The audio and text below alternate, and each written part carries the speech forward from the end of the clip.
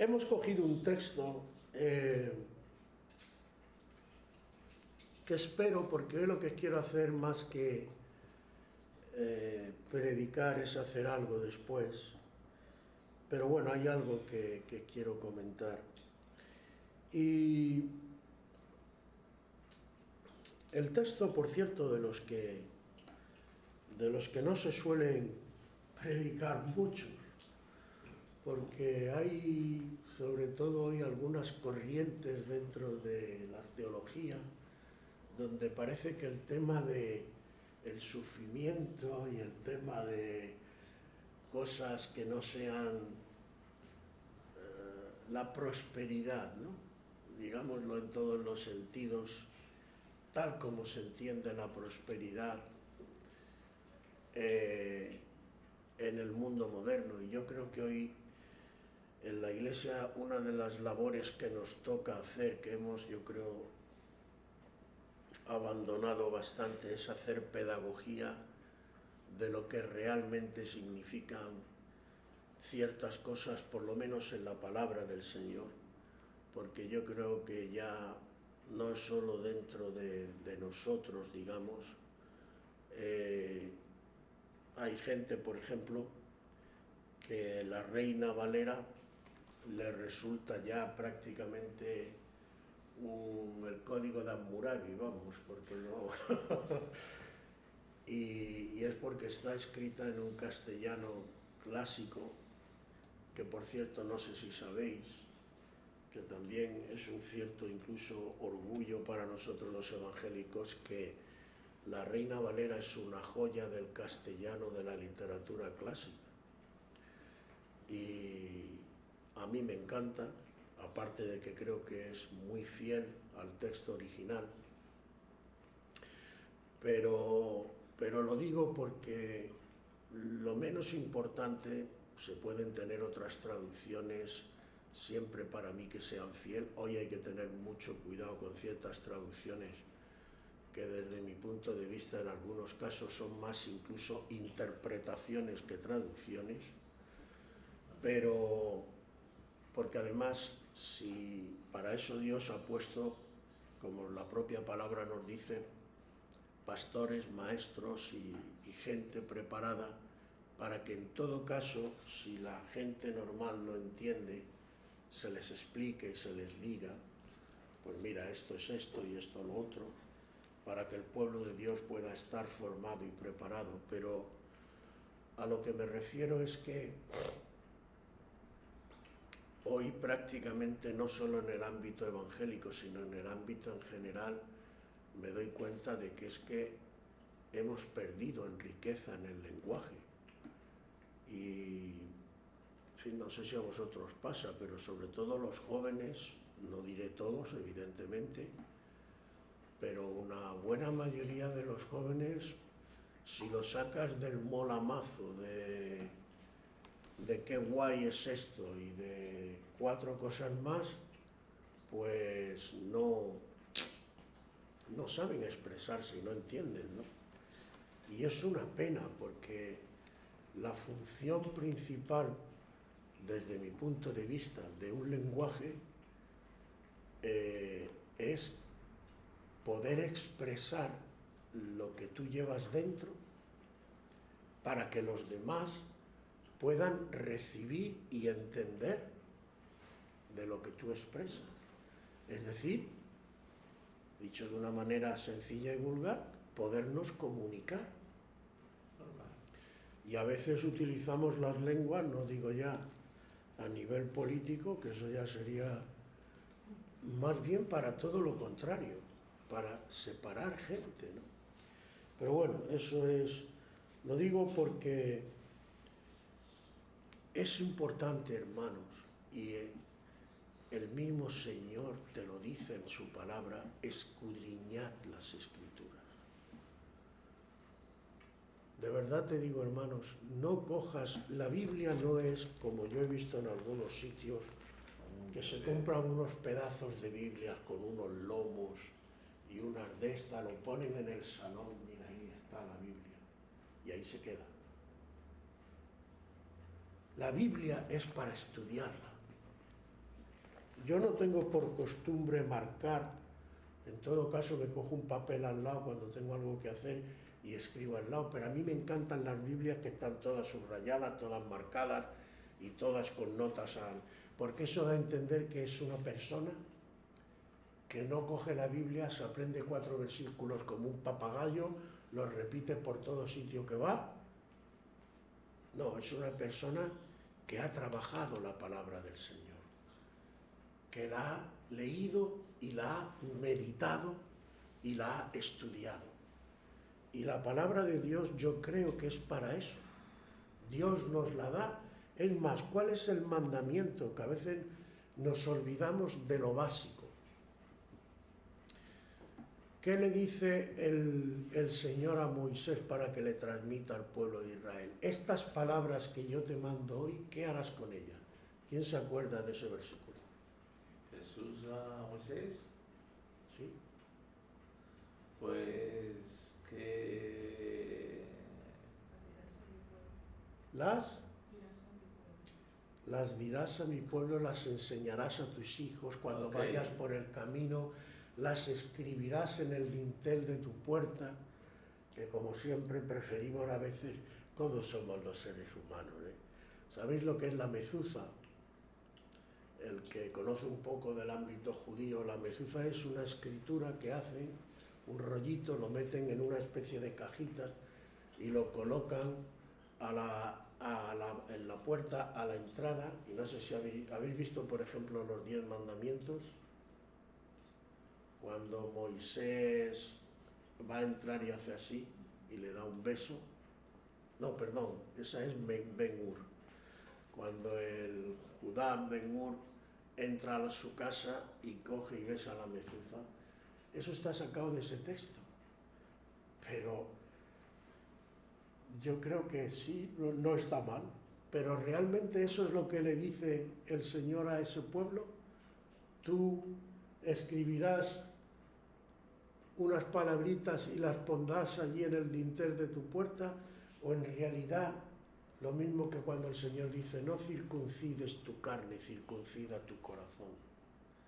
El Señor lo que les está diciendo es, tanto al entrar como al salir, que sea estas palabras las que te guíen. Es decir, enséñalas, medítalas, estúdialas. Por eso, hermano, es importante esto. eso tiene que ser en la casa. En la casa y fuera de la casa también. Hay que hablar del Señor en todos lados. Pero no es... ¿En dónde? Escribir... No, escribir cuando toque escribir se escribe. Pero bueno, vamos a lo que vamos. Nos dice aquí, empieza diciendo, honrad a todos, amad a los hermanos, temed a Dios, honrad al Rey, criados, estad sujetos con respeto a vuestros amos, no solamente a los buenos y afables, sino también a los difíciles. Esto no nos gusta que nos lo digan, ¿verdad? Pero es que lo que viene después es peor. Dice, porque esto merece aprobación. O sea, es bueno que tú estés aguantando una situación difícil. Si alguno a causa de la conciencia delante de Dios sufre molestias padeciendo injustamente, o sea, que aprueba que tú estés padeciendo injustamente. ¿Cómo puede ser esto, hermanos? Hay cosas que además cuando lo vemos con la mentalidad moderna y sobre todo la mentalidad carnal, hablemos claro, no nos van a cuadrar nunca, además. Pero es que estamos olvidando algo que está en la propia palabra. Porque en 1 Corintios, si no recuerdo más, capítulo 2, dice que no se puede acomodar lo carnal a lo, sino que hay que acomodar lo espiritual con lo espiritual. Y el gran error que muchas veces cometemos, a veces en las iglesias incluso, es intentar armonizar mi concepto carnal de algo con lo que es el concepto espiritual que Dios tiene. Y ahí metemos la pata. Por ejemplo, ¿qué se me ocurre para que me entendáis lo que quiero decir? El amor que tanto se habla.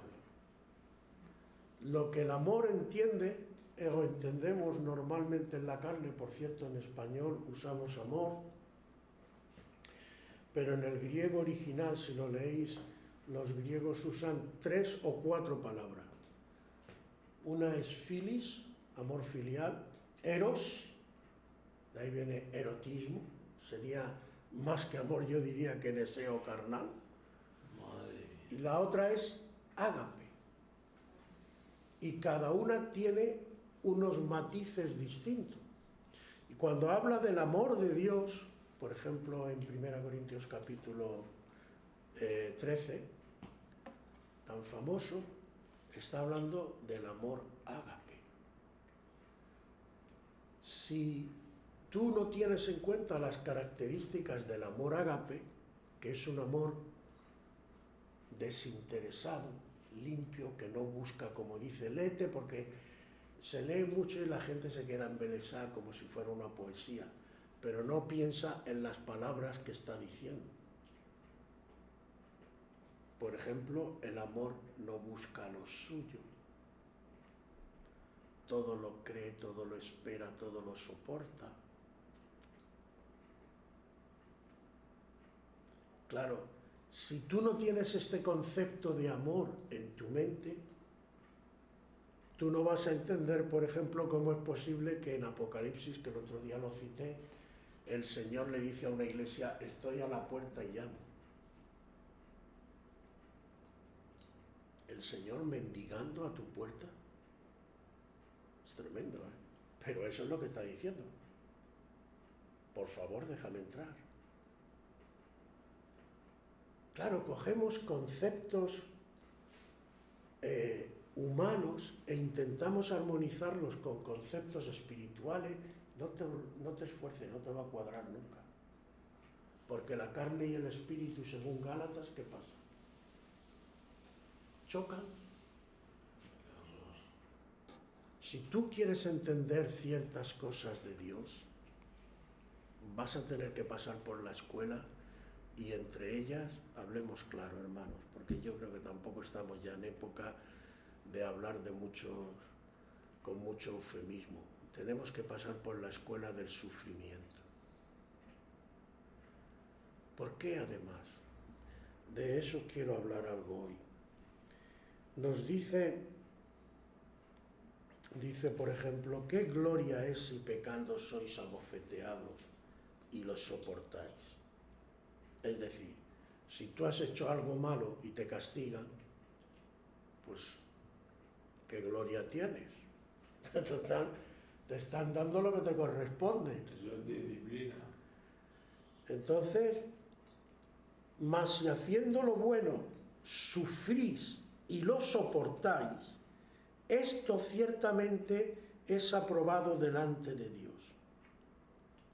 Pues para esto fuisteis llamados. ¡Ostras! Yo esto no me lo esperaba. Yo pensaba que llegaba el Evangelio, hacía la oración del pecador, Señor, tal, no sé qué, y ya estaba. Yo he tenido con algunas personas, no voy a dar nombres, pero a mí me han dicho personas que ni entendían y que como que no podían aceptar que el cristiano tuviera que sufrir.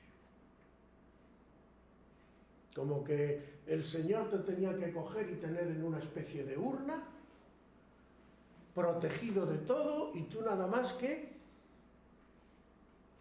No, hermano, eso es una falsa idea de lo que es el verdadero Evangelio. Y hoy quisiera entrar precisamente en el meollo de la cuestión. Yo puedo entender que como seres humanos todos, a ninguno nos hace gracia, ni siquiera al Señor. ¿O es que el Señor estaba contento y a gusto disfrutando de la cruz? No creo, ¿no? No se le veía que estuviera en la cruz riendo. Pero como dice aquí, dice, para esto fuiste llamado, porque también Cristo padeció por nosotros, dejándonos ejemplo para que sigáis sus pisadas, el cual no hizo pecado, ni se halló engaño en su boca. Y atención lo que dice ahora, quien cuando le maldecían no respondía con maldición, cuando padecía no amenazaba, sino que encomendaba la causa al que juzga justamente. Podríamos preguntarnos, pero bueno, vale, de acuerdo, el Señor soportó, pero el Señor era el Señor, y yo lo estoy pasando muy mal.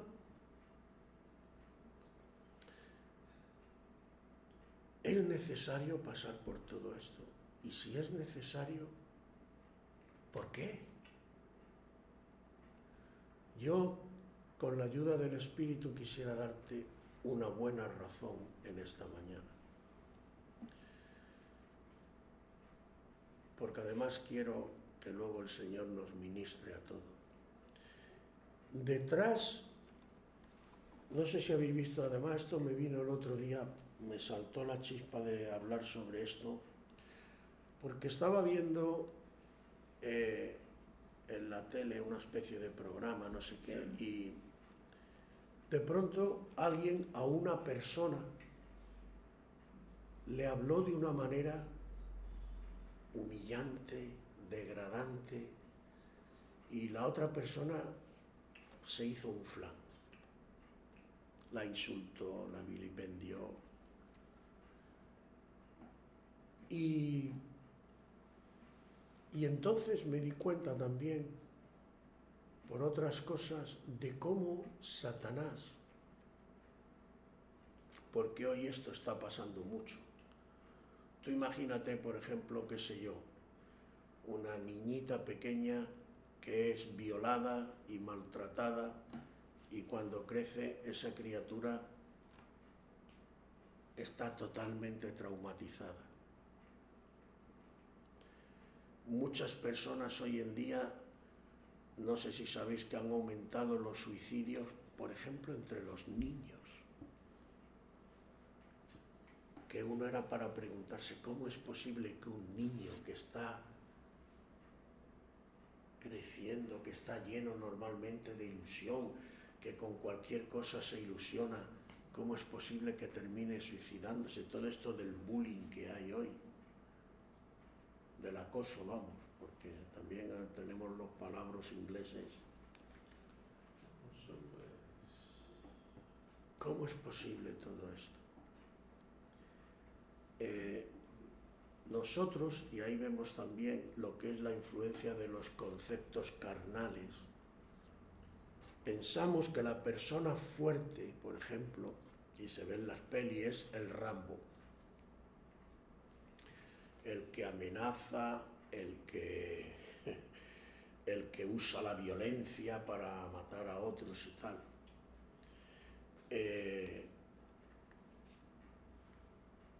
Me temo que la cosa no va por ahí. Si yo te dijera que detrás de mucha violencia lo que hay es pánico, temor, miedo e inseguridad. Por ejemplo, también habréis oído y visto cómo se suele decir por los psicólogos que normalmente el maltratador, el hombre que maltrata a una mujer, lo más normal, habrá excepciones como en todo, es que el padre de él o la persona que lo ha criado sea también un maltratador. Y esa persona, ese hombre, ha aprendido en esa escuela de maltratar. Y como es lo que ha aprendido y es lo que sabe, es lo que practica después. No entiende que pueda haber otra forma. Cuando tú tienes inseguridades dentro,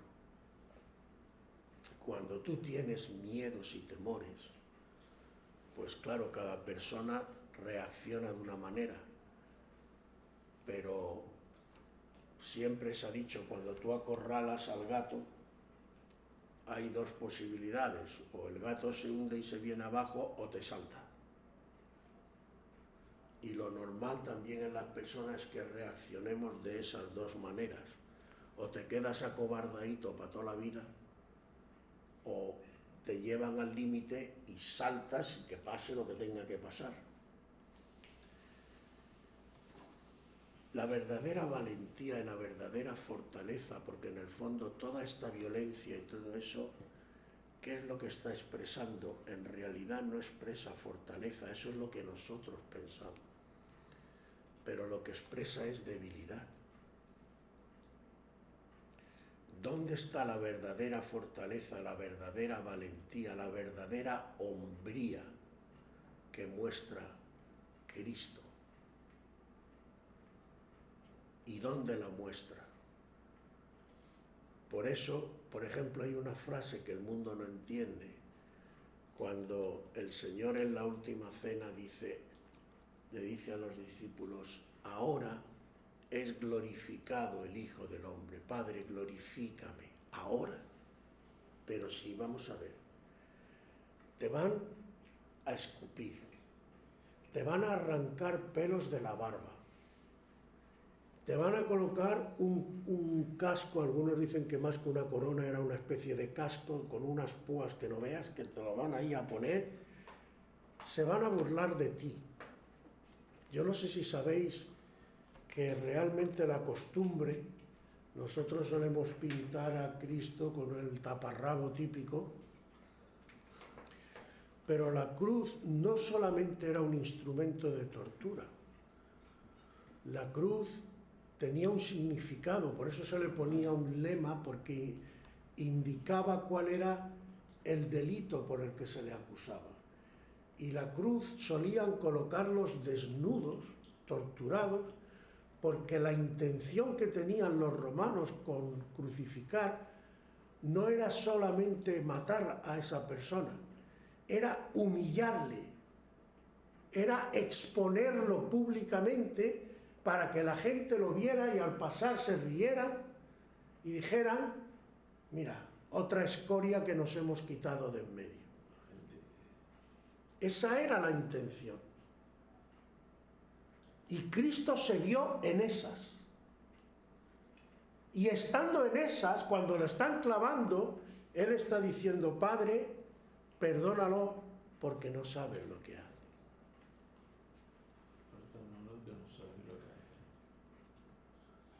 Lo cual nos demuestra cómo es posible, ¿veis cómo los conceptos carnales y espirituales nunca te van a casar?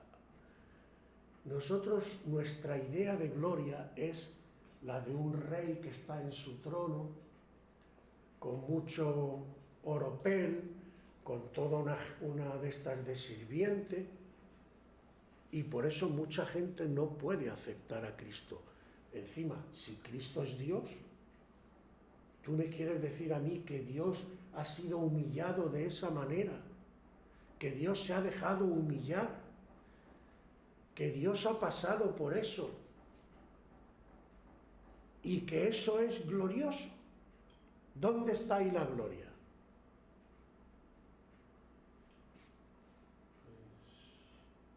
Para un judío esto es tropezadero total, como dice la Biblia. Para los gentiles, es decir, los que no son judíos, esto es una locura, hombre. Esto no hay por dónde cogerlo. Pero para el que ha tenido una experiencia con Cristo y conoce a Cristo y sabe lo que hay en Cristo y el obrar de Cristo, Cristo es poder de Dios para salvación. ¿Cómo es posible esto?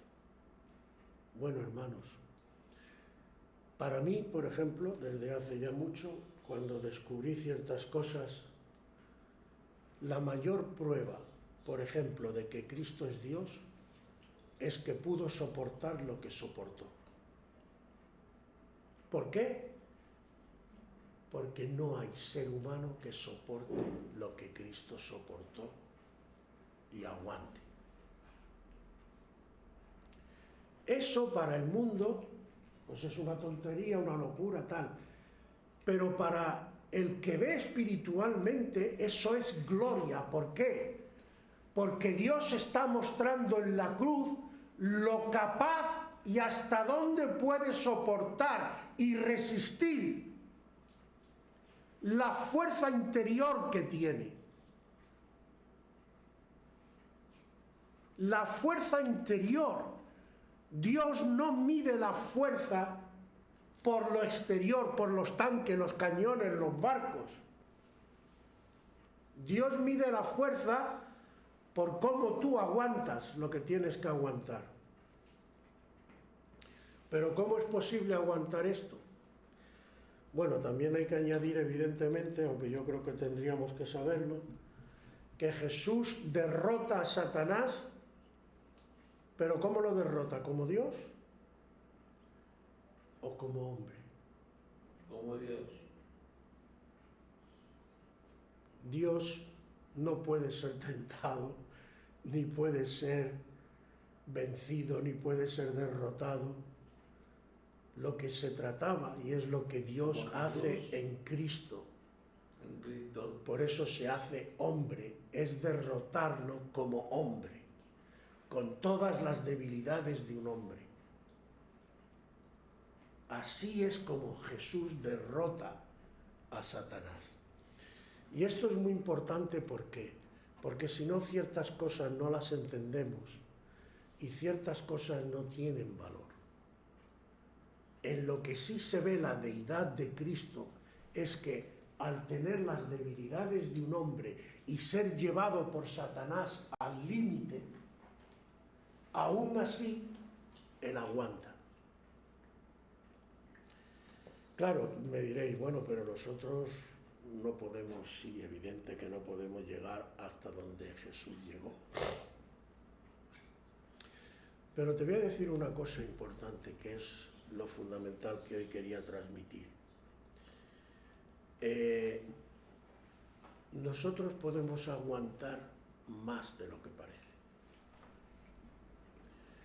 Pero hay una cosa de la que Cristo como hombre está seguro y en la que nosotros tenemos que crecer.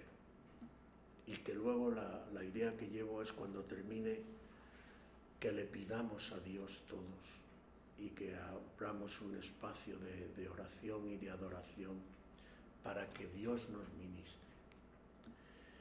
El problema cuando tú te sientes más débil, sobre todo, es porque no te sientes amado, seguro del amor de Dios. Y eso crea en ti inseguridad. ¿Qué pasa con estos niños a los que antes nos hemos referido? Si no se han criado en un ambiente de amor, de estabilidad, lo que en esos niños está creciendo son temores, inseguridades. Se sienten, yo no tengo valor ninguno, mi padre no me quiere, mi madre tampoco. Eso te crea por dentro un estado fatal. La fortaleza de Cristo como hombre, entre otras cosas, es que él estaba completamente seguro del amor de su Padre. Y aunque el mundo le rechazara, él sabía ciertamente que su Padre no le iba a dejar. Yo una vez me acuerdo que meditando, porque de Cristo y de la cruz, no sé, a veces me vienen ganas de escribir un libro sobre la cruz del Señor. Pero me acuerdo que una de las cosas que estaba un día meditando, como sabéis, Cristo cargó todo nuestro pecado. Bueno, no os voy a hablar enterar de todo, os podéis leer las leyes levíticas y él estaba representando a un cordero que se sacrifica en el día del Yom Kippur para perdonar los pecados del pueblo. Por eso de él se dice que él es el cordero que quita el pecado del mundo. Entonces, en la cruz, él estaba, imagínate, tinieblas, la gente burlándose, completamente dolorido, sin poder respirar, cargado con el pecado, los demonios burlándose. Y no sé si sabéis algo, pero por ser cargado con el pecado y colgado en una cruz de la manera que lo fue, él estaba maldito. Maldito, dice la ley, todo aquel que es colgado en un madero. Yo me acuerdo que exclamé, meditando en todo aquello, digo, Señor, ¿cómo aguantaste? Tú imagínate en la situación, separado, el que nunca había estado separado de la comunión con el Padre. Sentir el vacío como hombre de que ya no tienes esa comunión. Te sientes maldito y sucio porque llevas el pecado de todos. Y en ese momento justo y rodeado de tiniebla y la gente burlándose de ti,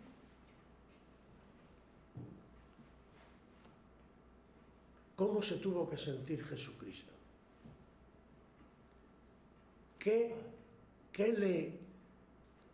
le ayudó a mantenerse ahí?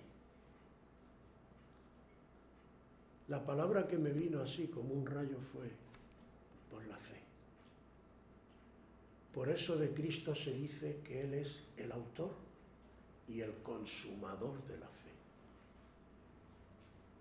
Porque Él llevó la fe, la confianza en el Padre hasta el límite.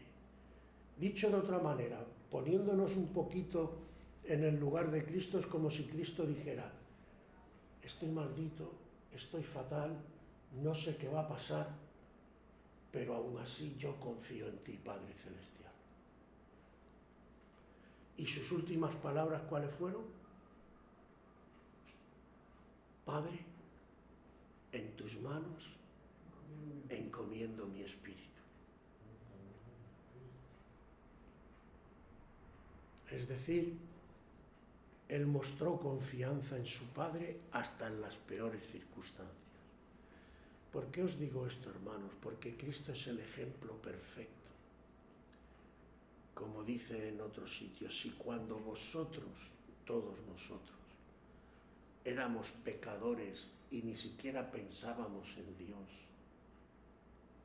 Él se acercó a nosotros y Él nos amó. Ahora que estás en Cristo, ahora que te has rendido a Él y que anhelas seguirle, ¿te va a dejar tirado?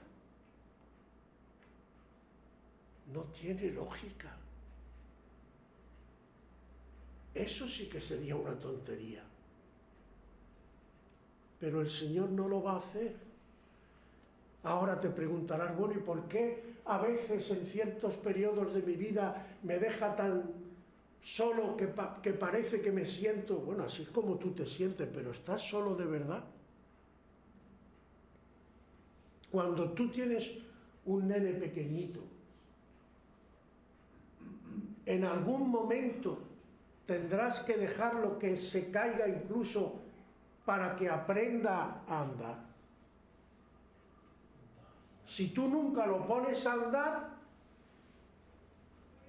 ¿cómo va a aprender?